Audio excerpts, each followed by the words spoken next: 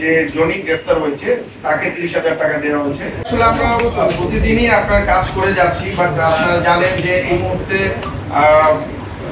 যে পরিমাণ অবৈধ অস্ত্র বাইরে আছে সেটা দিয়ে ঢাকার মতো একটা জনবহুল এলাকায় আসলে শুধুমাত্র আইন শৃঙ্খলা বাহিনীর পক্ষে এই ধরনের হত্যাকাণ্ড নিষ্ক্রিয় করাটা একটু ডিফিকাল্ট।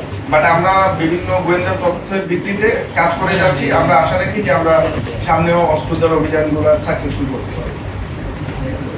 আপনারা আরেকটা বিষয় বলছেন যে ফরিস্টার গ্রুপ, কিছুদিন আগেও আরেকটা হত্যাকাণ্ড হয়েছিল, সেই হত্যাকাণ্ড ফরিস্টার গ্রুপের কথা বারবার উঠে আসছিল।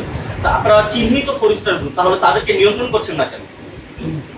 আমরা তো বিভিন্ন সময় আপনার এই যে সন্ত্রাসী যারা আছে তাদেরকে ধরে আইনের আওতায় এনে পাচ্ছি।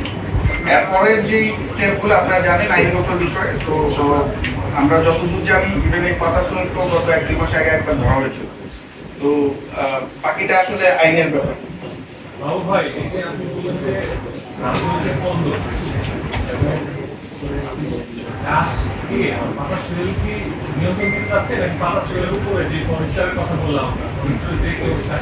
এটা সম্ভবত পাতা সোহেলের উপরেও ইন্ধন থাকতে পারে, বাট এই মুহূর্তে আমাদের কাছে এটা নাই। এবার আমরা অনুমান করতে পারি এখানে উপর থেকে আরো ইন্ধন থাকার সম্ভাবনা আছে।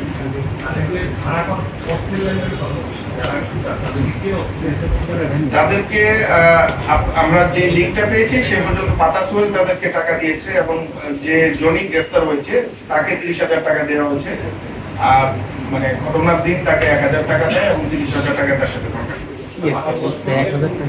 বাকিদেরটা আসলে আমরা ওদেরকে গ্রেফতার করার পরে হয়তো মানে লেনদেনটা বিভিন্ন জনের সাথে বিভিন্ন রকম হতে পারে, তখন আমরা